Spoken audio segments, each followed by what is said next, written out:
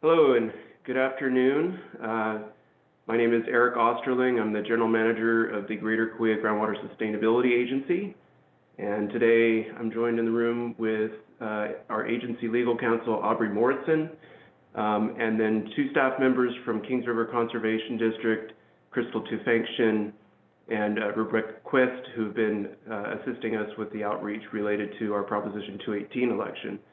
This is the first of two planned Zoom webinars presenting information, background mostly on what SGMA is, who we are as an agency, and then information related specifically to the Prop 218 election. I'm going to hand things over to Rebecca here, and she's going to cover some housekeeping things. I'm going to get our PowerPoint presentation started, and we'll go from there. Sure. So just while Eric is getting the PowerPoint up, if you are here and you need Spanish translation, we do have interpretation services available. So on the slide, you should be seeing how you join. If you go to the bottom menu, there's a button with a globe for interpretation. You can go ahead and select that, and you will be moved into our interpretation room, and you'll start hearing the Spanish translation of today's presentation. So if you need that, please take some time, go ahead and join. Some additional housekeeping items. So if you're here in the webinar as a participant, your video and your microphone is automatically turned off. We did want to talk about how we're going to address questions and answers. So there is a question and answer box where participants, if you'd like to ask a question at any time as we're going through the presentation, and you don't want to forget it, you can type in your question, and we're going to go ahead and address all the questions that are typed at the end of the presentation. We'll also take verbal questions at that time, so if you'd like to be unmuted to ask your question and interact, go ahead and select the raise hand button, and we'll go ahead and unmute you, and you can ask your question. So we'll take both questions at the end of the presentation. For any technical difficulties, there's a chat feature. So please, if you're having issues with your Zoom, go ahead and use that chat and we'll respond to you. And one last thing, I did want to say that the webinar is being recorded. So we're going to make this available at a later time on the website and via email so that you can have access and watch it at any time. And I'll just turn it back over to Eric. Okay, great. Thank you, Rebecca. Today, as I mentioned earlier, what we're going to cover are several things. For people who are joining us today and don't have very much familiarity with the Sustainable Groundwater Management Act, which is the foundational piece of legislation that is driving this whole process, we're going to go over that. We're also going to give an overview of who we are as a Groundwater Sustainability Agency. And we are going to discuss why it is important that you vote on the assessment that we are contemplating right now and that many of you have received ballots for. And then lastly, how can you participate, not just with this particular assessment, but also just in general with our planning process as an agency. Okay, so SGMA 101, this is really high level. This is maybe an oversimplification, but we didn't want to bore people with too many details, especially those of you who are already familiar. It was a multi-bill piece of legislation that was signed by Governor Brown in September of 2014.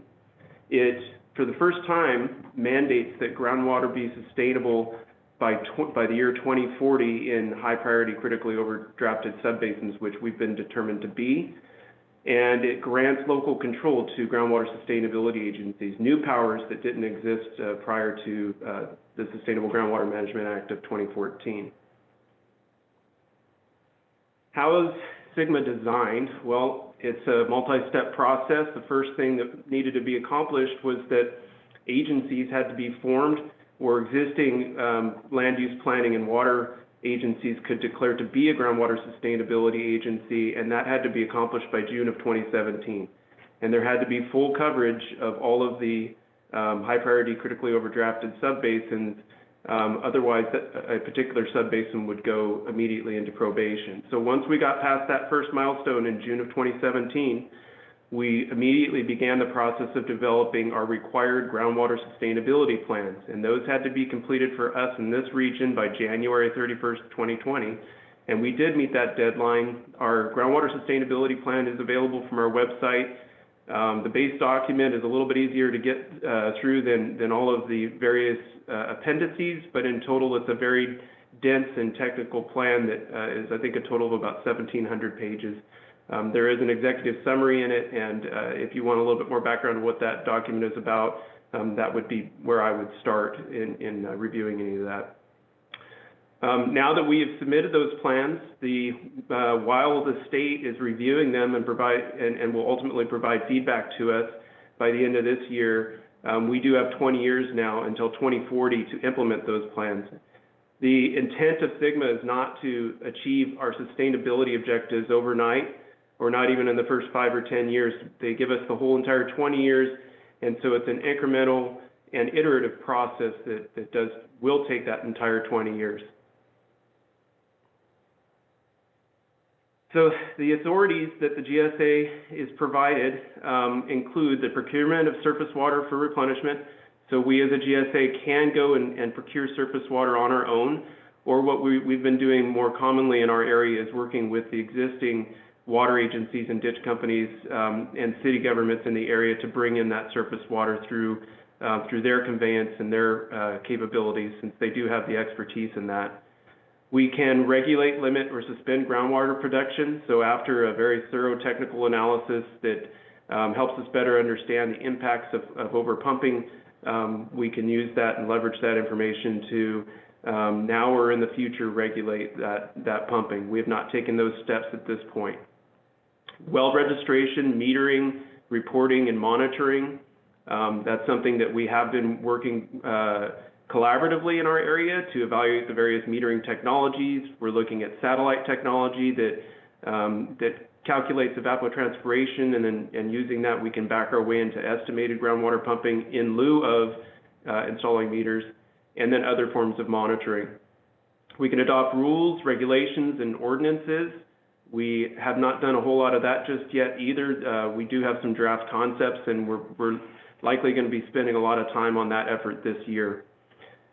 Various enforcement actions for non-compliance. So if, in our rules and regulations, it states that you have to maintain a particular amount of pumping, or maybe there's a well design or something that we have enacted an ordinance for, and that's, that particular ordinance is violated, then we can enforce administrative fees and assessments, and then at its core, implement our groundwater sustainability plan, which really outlines most of those other bubbles here in this slide. Our groundwater sustainability plan is a multi-part plan. Its various elements include a physical description of the groundwater management area, a water budget, so all of the ins and outs of not only our groundwater, but our surface water that feeds it, monitoring programs and projects, so those, that's Section 7 of our Groundwater Sustainability Plan, and that describes the various programs and projects that are going to help us achieve our sustainability objectives. It shows that path within a 20-year period of time. We have measurable objectives and thresholds, so that really gives the bookends to what we consider to be sustainable, and those are quantifiable measures. So on the measurable objective, that's where we want to go. So that's our goal, and our thresholds, our minimum thresholds, are where we do not want to go. So that the minimum thresholds are at which point we believe that that we have failed in our sustainability objectives. To show our progress, the state requires that we submit an annual report. That annual report is due tomorrow, and we do have a draft of it, and I believe we're going to meet our deadline there. I know our consultant is wrapping things up and feverishly trying to meet that deadline. This is the second annual report, so we have already submitted one report. It was, interestingly enough, it was due April 1st of last year, and that was right after we had submitted our initial plans on January 31st, so there wasn't a whole lot to put into that first report, but there is in this report we're submitting this year. The state evaluations for compliance occurs every 5 years, so these annual reports provide the state an opportunity to keep tabs of our progress and informally engage us on things that they might think we need to correct. But then every 5 years, they have an opportunity to give a more formal evaluation and let us know and require us to perform corrections. Every 5 years is what the base schedule is for us to update our groundwater sustainability plans too, although we do have the ability to update them more frequently if we wish. Sustainability challenges. So what is sustainability and what are the things we're trying to avoid? And they call these the 6 deadly sins. And so within our area, we've determined, I think most GSAs like us have, that the first 5 are all things that we have challenges with to varying degrees. So those include the chronic lowering of groundwater levels, the reductions in groundwater storage, so the overall amount of groundwater, degraded water quality. This is an interesting one because GSAs their authority is really tied to groundwater pumping. So many of you in agriculture are probably very familiar with the Irrigated Lands Program or the dairy program, which regulate discharge. That is not a charge of the GSA, although we do work collaboratively with those programs. What we're responsible for is primarily any water quality degradation that's tied directly to pumping. So for example, if overpumping is causing an increased concentration of salts or nitrates or other contaminants, that would be one thing that would be our responsibility. Or if there was an existing contamination plume and adjacent pumping was causing that plume to move into another zone of a beneficial use of groundwater. Land subsidence, this is a particular issue on the western edge of our GSA in the Corcoran area and east of Hanford. And that occurs when deep groundwater pumping below clay lenses causes the land to subside and sink. And it really is tied to what is that impacting. And in our area, one of the biggest impacts is surface water conveyance. So when subsidence occurs and you get this hammocking, you lose the overall carrying capacity of those canals and streams and lose much of your ability to put water where you need it when you have access to it. And then surface water depletions with adverse impacts on beneficial uses. So the easiest way to describe this would be if you're pumping near a stream and you're having what's called a losing stream as opposed to a gaining stream, so it's actually draining the stream from beneath the stream bed. And then how is that impacting the various ecosystems in the area that rely on that water? And then lastly, this was one that we felt was pretty easily excluded from our responsibilities, and that was seawater intrusion. That occurs when pumping causes subsurface seawater to seep into the fresh aquifer, and that occurs mostly over on the coastal areas. Okay, so a little bit about us and other GSAs in our subbasin. There are 3. The East Kaweah GSA on this slide is on the eastern edge there in kind of the tannish color.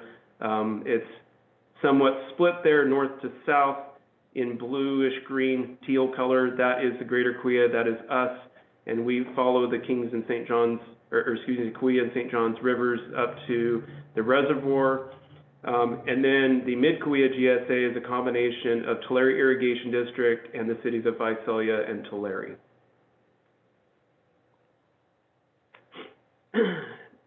So a little bit more about us. Our overall GSA, our overall subbasin size is 448,000 acres. The Greater Kaweah GSA represents about half of that at 220,000 acres. It was formed prior to that deadline I mentioned on August 23rd, 2016, through the execution of a joint powers agreement that has 6 member signatories and partners.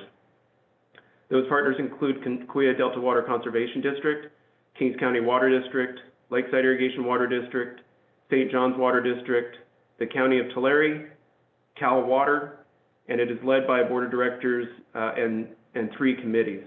So we do have 3 standing committees that meet quarterly, and those include the Stakeholder Rural Communities and Technical Advisory Committee. The composition of those, I think actually in my next slide it might, let's see, no, I'm going to back up. So at least on the committee level, The stakeholder committee is made up of agricultural interest and environmental interest primarily, but there's not really any set criteria there. They are individuals rather than tied to a particular organization. Whereas the Rural Communities Committee is made up of electeds and appointed from public water systems in the area. So they represent the drinking water community. Although their interests are quite different, it's been very encouraging that for at least the past 3 or 4 years, these two committees, the Stakeholder and Rural Communities Committee, have opted to always meet together. And then lastly, the Technical Advisory Committee is made up of several appointed engineers and hydrogeologists that handle much of the technical work, which is a very big lift. There's a lot of information and it's very, very technical. Okay, so our board of directors, here are the individuals who represent the entities that I covered a minute ago. Down at the bottom, you will notice that there is one appointed member from the Stakeholder Committee and one appointed from the Rural Communities Committee that do have seats on the board as well.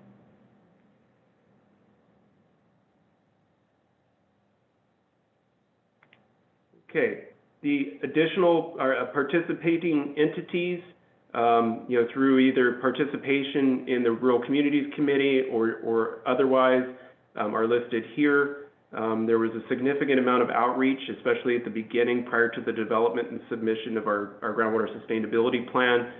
But the outreach and the engagement, the partnerships don't stop now that we have a plan. The implementation phases is just as much of, there's just as much of a need to make sure that we're keeping our stakeholders and partners pretty close to that process. Okay, so how can you get involved? Well, we do have a calendar on the front page of our website at greaterkaweah.org. You can sign up for our mailing list. We did recently switch over to the use of constant contact. So if any of you have been on that list for a while, you'll see a little bit of a change there. We used to send emails directly from either Kathleen Halverson here at Kaweah Delta Water Conservation District, or I would send directly on my own. The Technical Advisory Committee, Stakeholder and Rural Communities Committees, they do have a quarterly schedule, so they have to meet that frequently, but they can meet more frequently. When things were really moving, we were meeting sometimes multiple times a month. Our board does meet monthly, and like the various advisory committees, they can meet more frequently if there's a special need identified.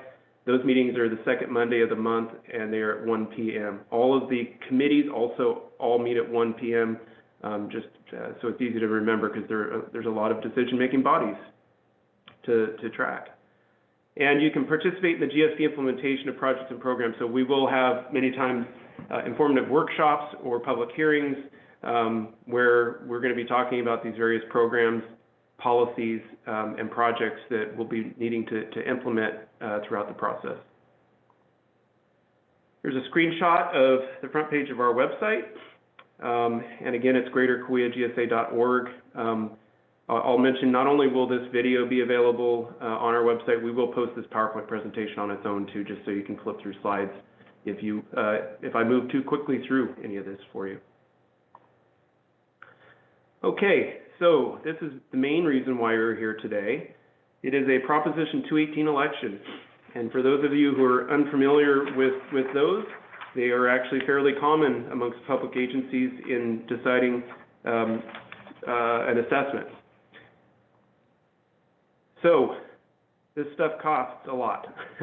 And the Greater Kaweah is the voice for our landowners, complying with SGMA and interacting with state agencies, including the DWR and the State Water Resources Control Board. This is an unfunded mandate, so the Sustainable Groundwater Management Act of 2014 did not say how we were going to be able to fund ourselves, did not provide a vehicle for that. That was very explicit. Groundwater Sustainability Plan implementation is costly, so we will need to fund various pieces of that through something like this. And our problem is fairly large too.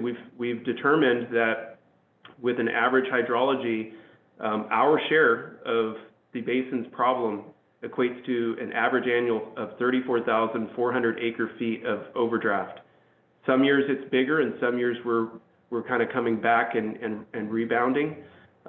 This particular year, which is the second in a row of drought, we're estimating that it's closer to 430,000 acre feet is what we declined just in this past year. Revenue requirements. So the foundation of a Prop 218 election is an engineer's report. So we hired Provost and Pritchard Engineering out of Visalia, and they did produce that report. It is available from our Prop 218 page on our website, and it describes the need, and it gives a budget. And so those needs include administration and administrative implementation, engineering and consulting, miscellaneous funding efforts, and member agency reimbursement. So since this agency was formed, our member agencies that are signatory to the Joint Powers Agreement have been self-funding. They've been assessed quarterly, and they've determined that in the long term they'd like to see things transition over to a direct assessment from the GSA as opposed to individually assessing their landowners, which are one and the same, but they just feel this is a cleaner process. Some of the types of activities include administrative tasks, basin coordination, policy development, groundwater and other monitoring. There's a lot of monitoring required with this. Our annual reporting, which I mentioned earlier, and a data management system, which is an electronic system of managing our data that's required under this act. This is a detailed budget. It's a really busy slide, and again, if I move too quickly through this, the presentation will be available for your deeper look at tables like this. But this, the budget was worked out on a 6-year forecast, so we didn't realistically think that we could estimate our needs out further than about 6 years. And then it gives the various line items here and the roll up at the bottom, and then that total dollar amount on the bottom row there is how we determine our need on a per acre charge for the assessable acres in our GSA. The Prop 218 process and next steps. So our next step is to comply with California Constitution. Prop 218, there's a very specific process there that we have to follow. The first thing we had to do was we had to identify all of the assessable parcels in our GSA. We had to prepare an engineer's report, which we did. The board approved that, and which included a calculated proposed assessment amount. We had to set a public hearing, and then we had to notice our landowners and provide balloting, which we have done in recent weeks. Our public hearing is May 10th, so we have to give enough time for stakeholders who receive those ballots to consider a yes or a no vote, and that required period of time is 45 days,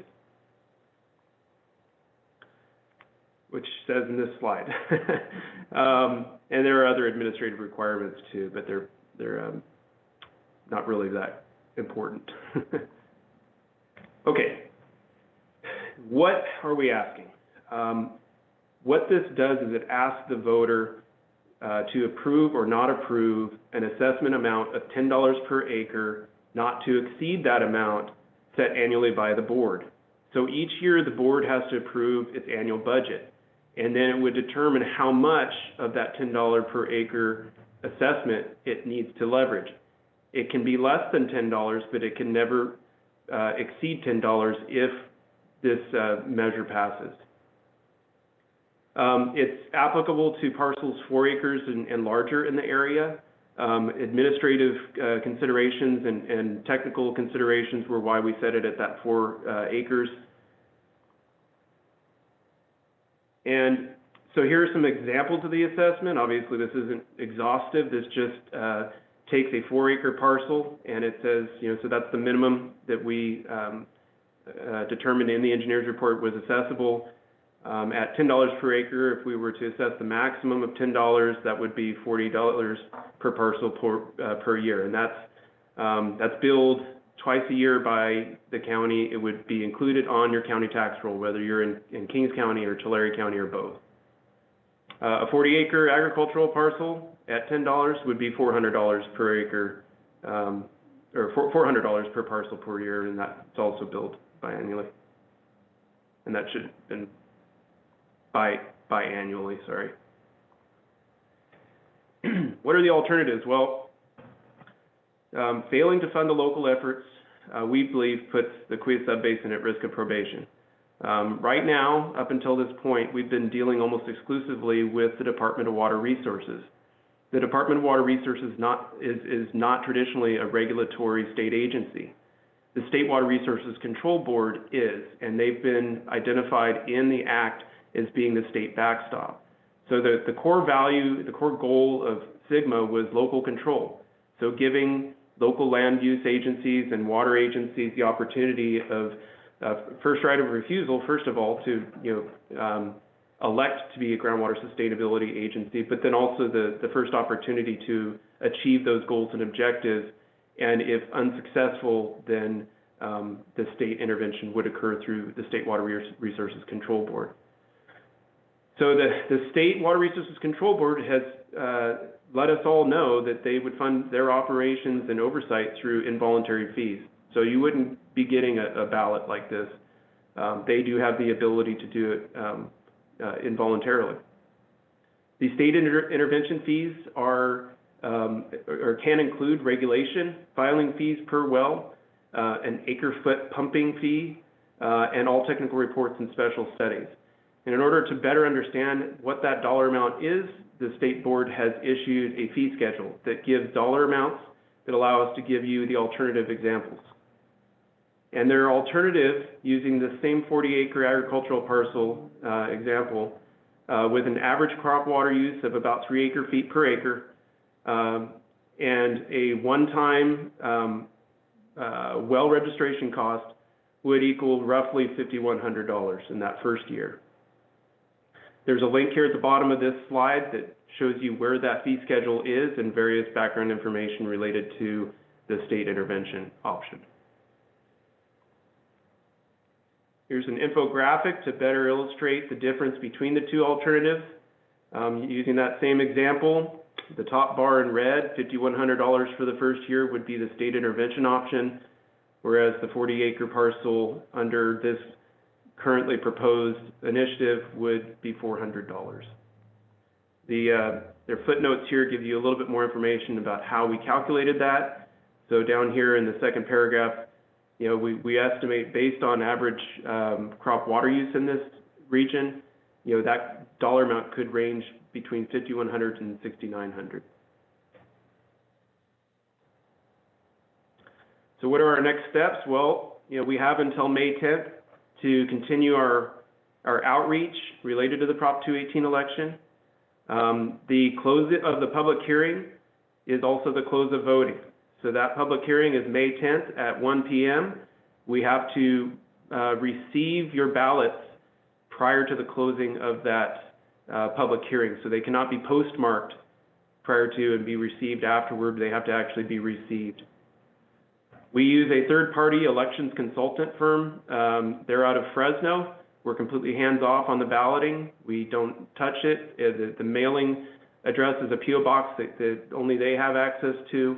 And so until that public hearing, we don't have any indication of what direction things are going any more than you do. That elections consultant actually, at the close of the hearing, right then and there, certifies the results. They use a voting machine to tally everything up, and then they certify those results and hand it over to the board. If the election does pass, the GSA would then forward those assessments to the counties for implementation and collection via the tax rolls. And so the first assessment that you would see would be in the fall of this year if we pass the election in May. What are your next steps? Well, we need your ballots. If you did not receive a ballot and you feel that you should have, or if you received a ballot that maybe excluded some parcel numbers that it shouldn't have, or had parcel numbers on there that you no longer own, please let us know. We've been receiving your phone calls and emails for a couple of weeks now with some of those questions. In the enclosed postage paid envelope, you can send that to Greater Kaweah GSA, care of that elections consultant firm I mentioned, and there's the P.O. box. You can hand deliver the sealed ballot to the GSA's office, there is a ballot box right on the entry of the door. So all you have to do is just open the front door of Kaweah Delta Water Conservation District's office during normal business hours and just pop it in. You can hand deliver it at the public hearing. So if your mind's not made up and you want to come to the public hearing and you want to give input, provide public comment to the board, you can do that and then fill in your ballot at the hearing and hand it in. And we'd like you to continue to stay engaged. We really do feel that we keep our webpage hopefully up to date and informative, easy to navigate. We're always looking for feedback on that, though, if you have any suggestions. You can sign up, again, for our email notices and updates, and you can always call or text. Actually, our office line has been enabled so that you can actually text to it, too, and so we're monitoring that text inbox as well as phone calls that might be coming in. Okay, with that, I will stop, and we will go ahead to questions, and I'm going to turn it back over to Rebecca, and then I will field your questions as they come in. So I don't see any questions in the question box, but if anyone would like to ask a question, please feel free to type that into the box and we'll respond, or if you'd rather ask a question, we can go ahead and unmute you if you let us know by raising your hand.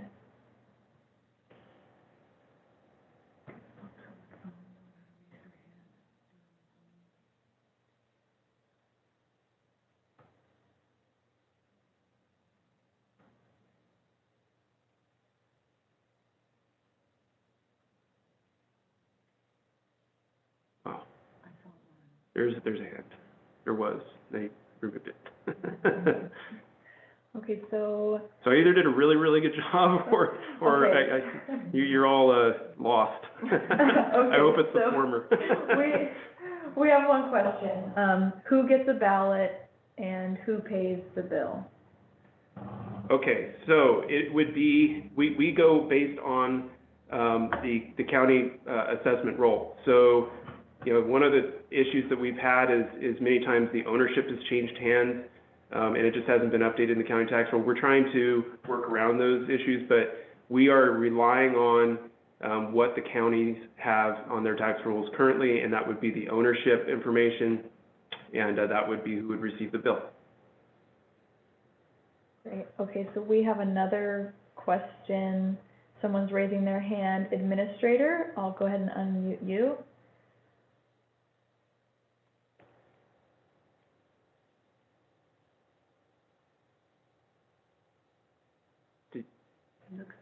He looks muted.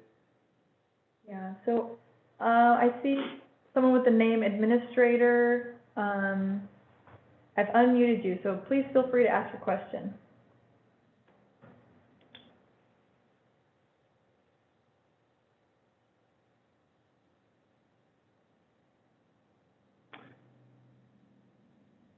And we, of course, are available offline if you prefer to ask your questions afterward.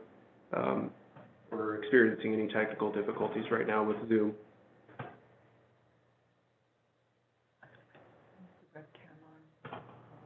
Yeah, I tried here. The host has to turn on my webcam. We're having our own technical difficulties here, or I am. So. Okay, so we have a couple more questions in the Q&A box. So for the administrator, I apologize, we'll work on getting your question. For now, we'll move on to some of the other questions, but we will get back to you once we work through this. But another question in the chat box, Eric, is the $10 limit cumulative or non-cumulative? So if it's $9 in 1 year, can it be $11 the next year? No, that's a good question. It can never exceed $10 in 1 year. Okay, great. Another question. What if you lease out your ground? Who pays then? Yeah, that would be handled like anything else that's on your tax roll. Many times the landowner would pass on that cost to the leasee or not. It's really discretionary at that point. But the bill would go to the registered owner. Okay, so another question here in the chat box is, we paid an assessment for 4 parcels to the East Kaweah GSA, and now you have sent us a ballot for the same 4 parcels. Should we be assessed in both GSAs? No, please contact me and we'll sort that out.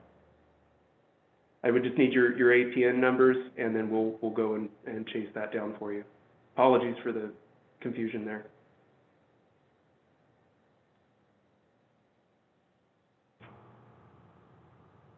And you have to enable my camera.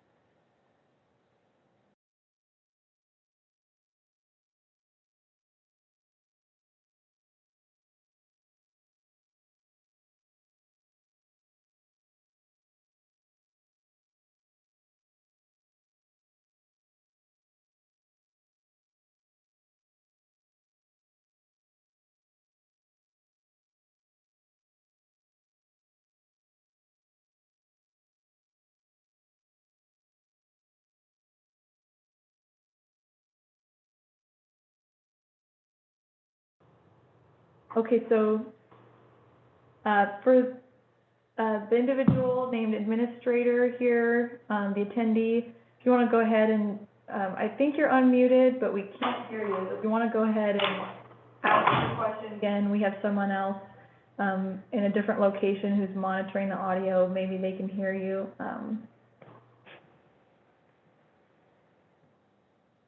Otherwise, if we can't get to you, please go ahead and call Eric Osterling at the GSA's number. Oh, he typed it in. Okay, so we see the question now. Thank you. Apologize for the technical difficulties. So the question is, how many years is the $10 maximum good for? There is no sunset on the $10 maximum, but if you take a look at the 6-year budget forecast, there are inflation accelerators, and those don't go beyond that 6-year period of time that we estimated. So until at which time we find something to replace this as our primary funding source, and in order to do that, we would have to likely go back to the voters to change this assessment, unless we later on go to a pumping volumetric charge. There are a lot of different ways. This was really seen as the best option currently, but no, there's no sunset on this. Okay, another question. Will there be any difference if you are in whitelands versus a district with the fee? Do you foresee if that will ever change? No, there is no difference, and it doesn't really matter the land use either, other than there were some public lands that we had to take special consideration of in this, but currently no. The treatment of whitelands in this current proposed assessment are no different than if you were within an irrigation district. But like I said, if this is later replaced, that could change, where it could be tied more to passing the cost on to those who have the greatest impact on the groundwater. Okay, so here's a good question. Does one vote for a 5-acre parcel owner count the same as one vote for a 1,000-acre parcel owner? That is an excellent question. No. So your voting is weighted based on the number of acres. So there's actually, within the front end of the engineer's report, it'll show you how that works. So, parcels are, not just, 5 acres or 1,000, it's point ... And so there was a way to, they, I think, multiplied it by a factor of 1,000. So if you were 5 acres, your vote would be 5,000 kind of votes. And so no, not treated the same. It's an acreage-based assessment. It's an acreage-based vote. We sent out approximately 200,000 acres worth of ballots, and we don't have to receive all 200,000 back. But let's, for just an example, say that we receive 100,000 acres worth of ballots in return. In order for this to pass, we would need to have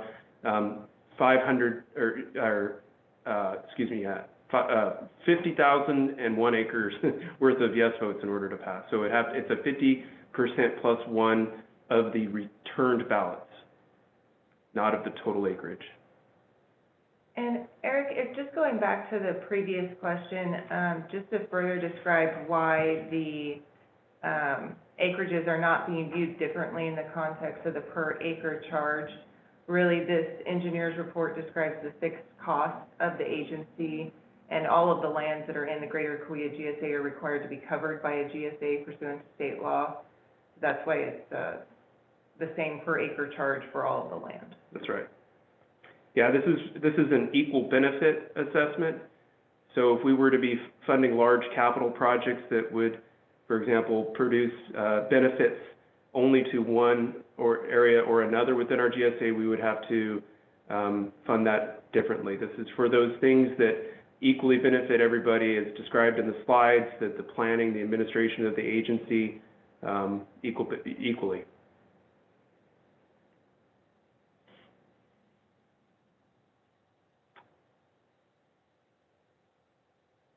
Okay. All right. Give it. Seeing any other questions? Okay, if no other questions, going once, going twice. All right, I want to thank you all for participating in today's workshop. We, again, are going to have another one of these, an evening one, for folks that prefer the evening. It'll be at 6 p.m. on the 20th of April, and it'll be the same PowerPoint presentation, but if you want to join us for that one as well, you're welcome to do that, registering the same way that you did for this one.